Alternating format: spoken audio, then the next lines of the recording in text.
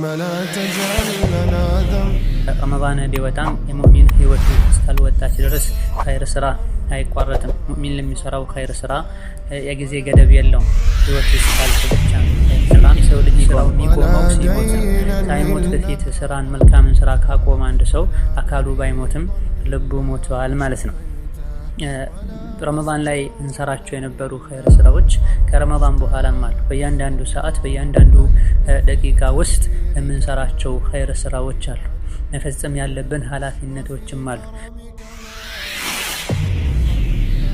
ረመዳን ላይ ስንሰራቸው የነበሩ ኸይር ስራዎች የኸይር ስራ አይነቶች በሙሉ ከረመዳን በኋላም አሉ። ረመዳን ላይ ግዴታ ተደርጎ ረመዳን ጾም ይጾማል እንጂ ጾም ምንጊዜም ያለ ኢባዳ። በተጨማሪ ተራዊህ ይሰገዳል እንጂ ከተራዊህ የበለጠ አጅር የሚያሰጥና ዋጅብ የሆነ ሶላት አይነትም አለ። እነሆ ከሶላት አንፃር በቀን 5 ጊዜ ሶላት አለ። እነዚህ 5 ወቅት ሶላቶችን ያልሰገደ ሰው ሙስሊም ሁሉ አይባል። ቢያንስ 5 ወቅት ሶላት መስገድ አለበት አንድ ሰው። እንደ ኢማኑ ጥንካሬ ደግሞ በእነዚህ ሶላቶች መሃል ከፊትና ከኋላ የሚሰገዱ ራቲባዎች አሉ፣ ቀብልያና ባዕድያዎች አሉ።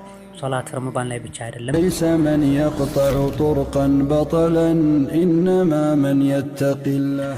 بسم الله الحمد لله والصلاة والسلام على رسول الله وعلى آله وأصحابه ومن والاه أما بعد. السلام عليكم ورحمة الله وبركاته.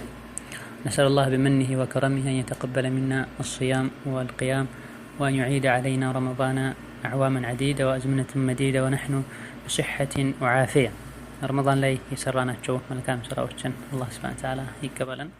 ረመዳንን ከኢማን ከዓፊያ ጋር በተደጋጋሚ ከሚጾሙ ሰዎችም ያደርገን። በመቀጠልም ረመዳን ከወጣ በኋላ የሙእሚን ባህሪ የሙእሚን አህዋል ምን መምሰል እንዳለበት አጠር ባለ መልኩ ለመግለጽ እንሞክራለን።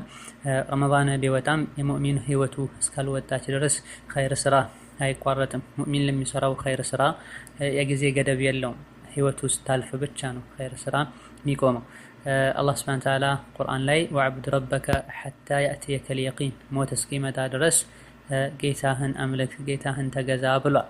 ነብዩም በሐዲታቸው ኢዛ ማተ ብኑ አደመ ኢንቀጠዐ ዐንሁ ዐመሉሁ ኢላ ሚን ሰላስ የሰው ልጅ በሚሞትበት ጊዜ ይሰራው የነበረ ስራ በሙሉ ይቋረጣል 3 ነገሮች ሲቀሩ ብለው መልካም ሷሊህ የሆነን ልጅ ወልዶ የተወሰው፣ እንደዚሁ ጠቃሚ የሆነን ዒልም ያስተማረ ሰውና ለኸይር ስራ ወጪ የሚደረግበት ወቅፍን ያደረገ ሰው ብሏል ነብዩ ሰለላሁ ዐለይሂ ወሰለም። እዘን በዚህ ሐዲስ መሰረትም የሰው ልጅ ስራው የሚቆመው ሲሞት ነው።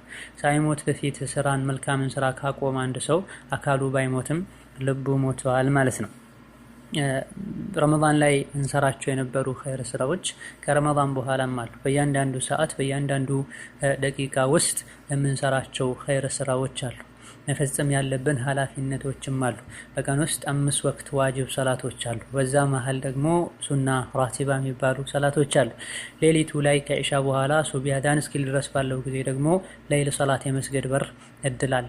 በዚህ መሃል ደግሞ እስትግፋር፣ ተውበት፣ ዱዓ የተለያዩ ዒባዳዎች አሉ። አላህ የሱን ደጋግ ባሮችን ደግሞ ወስፋቸውን ሲገልጽ ምን ብሏል? الذين يذكرون الله قياما وقعودا وعلى جنوبهم الى اخر الايات።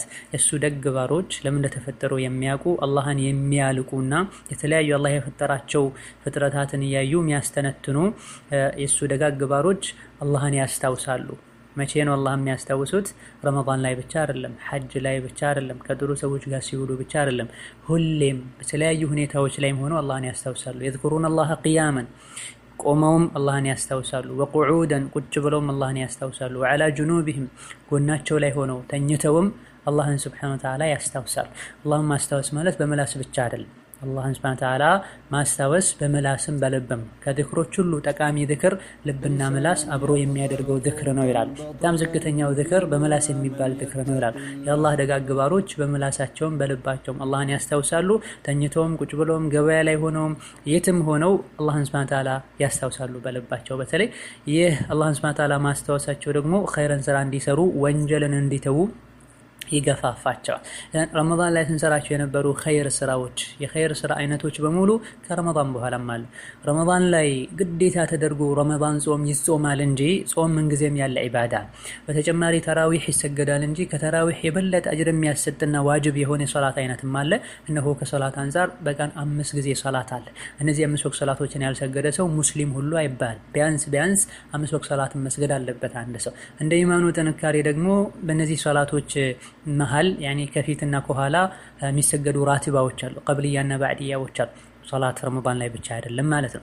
እንደዚሁ ተራዊህ ተሰብስበን እንደምንሰግደው ሁሉ 5 ወቅት ሶላትን በጀማ መስገድ ግዴታ ነው።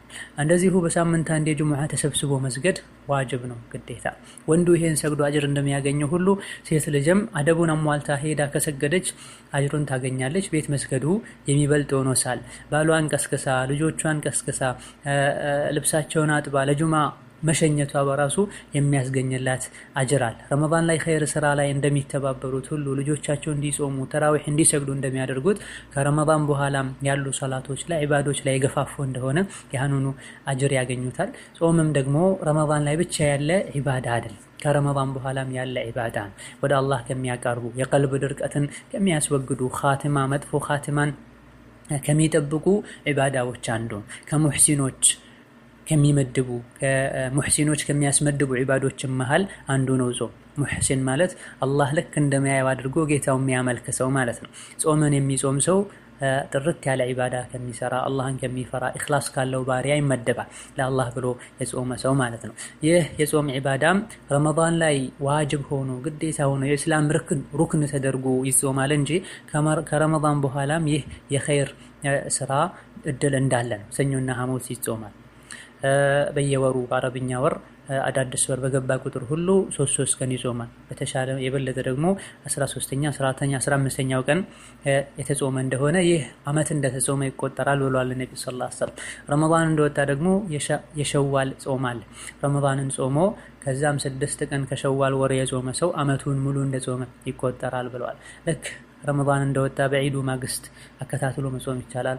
እንደዚሁ ደግሞ እያረፉ መጾም ይቻላል። ከሸዋል ወር መሃል ላይ መጨረሻ ላይ መጾም ይቻላል። አሁን ሸይ መጾሙ ነው እና ይሄም አንድ ከረመዳን በኋላ ያለ የጾም ዒባዳ ነው። ከذلك የአሹራ ጾም አለ፣ የአረፋ ጾም አለ፣ የሙሐረም ወር ጾም አለ። የጾም አይነቶች እንዳሉ ነው። ረመዳን ላይ ብቻ አይደለም የተገደበው። የተፈለገው ከዚህ ሁሉም ረመዳን ላይ ስንሰራቸው የነበሩ ዒባዶች ከረመዳን በኋላም አሉ። ረመዳን ላይ ሰርተን ረመዳን ሲወጣ ምንቆም ከሆነ አላህ ዘንድ ሱብሓነሁ ወተዓላ ተቀባይነት ያለማግኘታችን ምልክት ነው። ነቢያችን ሰለላሁ ዐለይሂ ወሰለም በሐዲታቸው ከስራ ሁሉ በላጭ በቋሚነት የሚሰራ ስራ ነው ትንሹም ጋር ቢሆን ይላሉ። አሐቡል አዕማሊ ኢለላህ ከስራዎች ሁሉ ይበልጥ አላህ ዘንድ ተወዳጅ ስራ አድወሙሁ በቋሚነት የሚሰራ ስራ ነው። ወኢን ቀለ ትንሹም ጋር ቢሆን ያ ኸይር ስራ ይላል።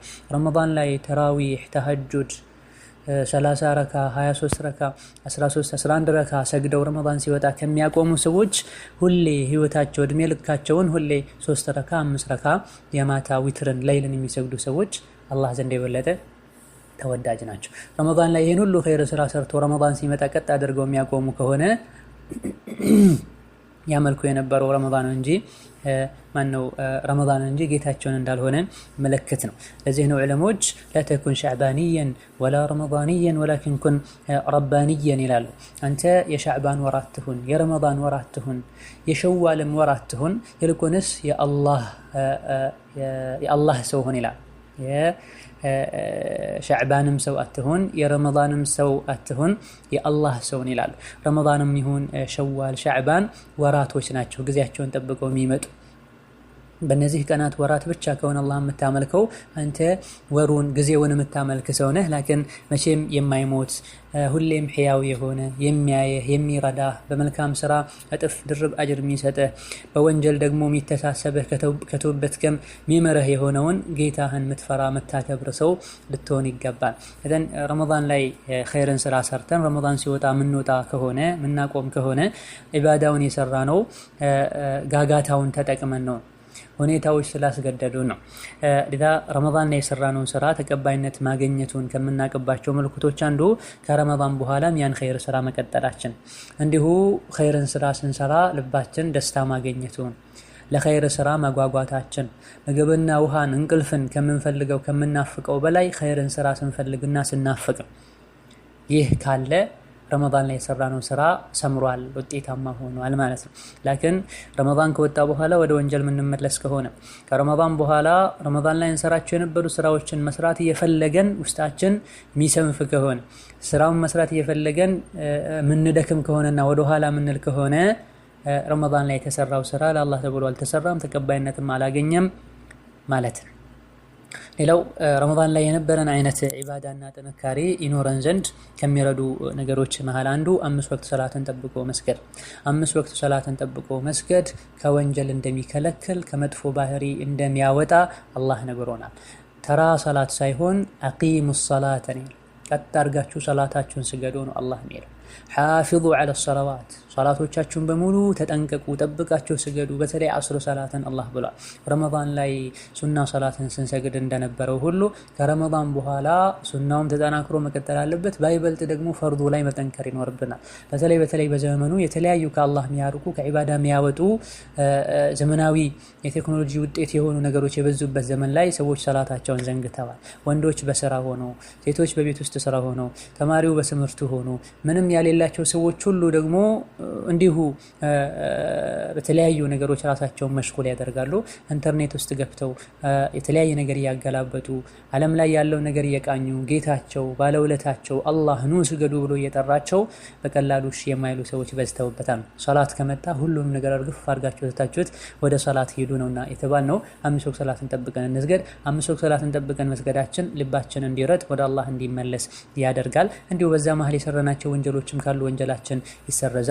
ሰላታችን በጠነከረን ቁጥር ወደ አላህ የበለጠ እንቀርባለን ነው። ሌላው ቁርአንን አለመለየት ነው። ረመዳን ላይ ሁሉም ሰው ቁርአን ሲቀራ እናያለን። በተደጋጋሚ በሳምንት ውስጥ የሚያከትሙ ሰዎችን እናያለን። ረመዳን ሲወጣ ግን ብዙዎቹ ቁርአን ላይ ይዘናጋሉ፣ ቸላ ይላሉ። ቁርአን ማለት የመንፈሳችን ምግብ ነው። አካላችን ምግብ እንደሚያስፈልገው ሁሉ ልባችንም ሩሃችንም ምግብ ያስፈልገዋል። የልባችን ምግቡ ቁርአን ነው። ስለዚህ ልባችን እንዲጠነክር ከፈለገን ቁርአን በብዛት እንቅራ። እንዲሞት ደግሞ የፈለገ ሰው፣ ልቡ እንዲደክም የፈለገ ሰው ከቁርአን ይርቃል። እዛ ቁርአን አላህ Subhanahu Wa Ta'ala የሰው ልጆች መመሪያ አድርጎ ነው የመጣው። በእያንዳንዱ ሐርፍ 10 ሐሰናት ይገኛልና ይሄንም ታሳቢ በማድረግ እንደዚሁ ዕውቀት ለመጨመርም አላህ ዘንድ Subhanahu Wa Ta'ala ለሙእሚኖች የተዘጋጀውን ኒዕማ ለሙጅሪሞችና ለሚባዮች የተዘጋጀውን ቅጣት ከቁርአን ነው ይሄን ሁሉ የምናገኘውና ከቁርአን የኖረ ሰው ከአላህ ጋር እንደሚነጋገር ነው። ቁርአንን ቀጥታ መቅራት የማይችል ሰው ቁርአኖችን በመስማት ለመቅራት በመሞከር በቁርአን ዙሪያ የተጻፉ ነገሮችን በማንበብ በመስማት ከቁርአን ጋር ልንኖርና ልንቀርብ ይገባናል። እንደዚሁ ከዚሁ ተያይዞ ከቁርአን ቀጥሎ ዚክርንና በዛ ሁሌም አላህን ልናስታውስ ይገባናል። ይሄን ያደረገን እንደሆነ ረመዳን ላይ የነበረን አይነት አህዋል ይኖረናል። ሌላው ዱዓ ማብዛት ነው። ዱዓ የሙእሚኖች መሳሪያ ነው። የመጣውን በላ ያነሳል፣ ሊመጣ የነበረውንም በላ ይመክታል። ቀደርን የሚመልስ ነገር ቢኖር ዱዓ ነው ብሏል። መሆኑም አላህ እስትቃማ እንዲሰጠን ኸይርን ስራ እንዲያግዘን ከወንጀል እንዲያርቀን ዱዓ ልናደርግ ይገባናል። በተለይ ሸርጡን አሟልተን ያደረግነው ዱዓ አይመለስም። ሶስተኛው ጓደኛ መምረጥ ነው፣ ወይም አራተኛው ጓደኛ መምረጥ ነው። ሷሊህ የሆነ ጥሩ የሆነ ጓደኛ ያለው ሰው በየጊዜው ወደ አላህ ቅርበትን ይጨምራል። ይህ ጥሩ ጓደኛው ለኸይር ነገር ያግዘዋል፣ ከመጥፎ ነገር ይከለክለዋል። መጥፎ ጓደኛ ያለው ሰው ደግሞ ወደ መጥፎ ነገር ይወስደዋል። በቀጥታ መጥፎ ነገር ላይም ከባይዘፍቀው ከነበረበት ጥሩ ሁኔታ ወደ ታች ያወርደዋል። ባለንበት ዘመን የሰው ልጆች በተለያየ የመገናኛ አውታሮች ከሰዎች ጋር እየተገናኙ የተለያየ ዓላማ ያለው ሰው የተለያየ ህደፎች ግቦች ካሉት ሰው ጋር ጓደኛ ይሆናሉ ሰዎች። ሱብሃንአላህ ድሮ በአካል ብቻ ነበር ጓደኛ የሚሆነው፣ ዛሬ በልብ ጓደኛ ይሆናል። ስሙን በትክክለኛ እንኳን ስሙን የማያውቁት መልኩን የማያውቁት ማንነቱን የማያውቁትን ሰው ፌስቡክ ላይ አግኝተውት ዋትስአፕ ላይ አግኝተውት ጓደኛ ያደርጉታል።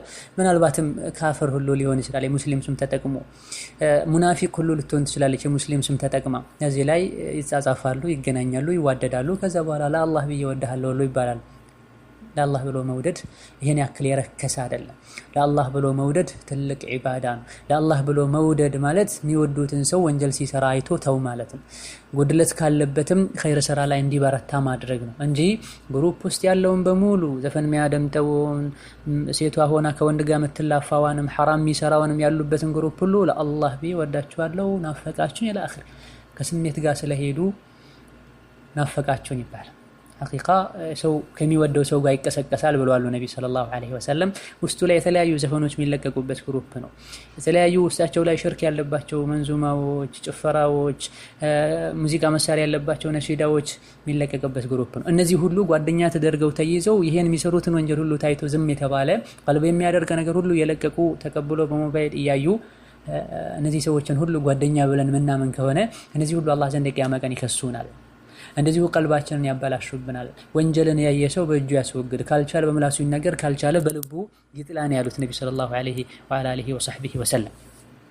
ይሄን አውቀን ጓደኛ ልንመርጥ ይገባናል። ከጥሩ ሰው ጋር ልንውል ይገባናል። በመጨረሻም ለአኺራ ዝግጅት ማድረግ ነው። ሁሌ ጭንቃችን አኺራ ምን ይዤ ነው የምቀርበው የሚል ጭንቅ ሊኖረን ይገባል ውስጣችን ላይ። አዱንያ ላይ ቤት ያሌለው ሰው ንብረት ያሌለው ሰው ደሃ ይባላል። ይሄ ቀላል ነው። እንደምንም አዱንያ ህይወትን ማሳለፍ ይችላል። በጣም ትልቁ ደሃ አኺራ ላይ ምንም ሳይዝ የሄደ ሰው ነው። ረመዳን ላይ ብዙ ለአኺራ ዝግጅት ስናደርግ ቆይተናል። ረመዳን ሲወጣ ይህ ዝግጅት መቋረጥ የለበትም እላለሁ።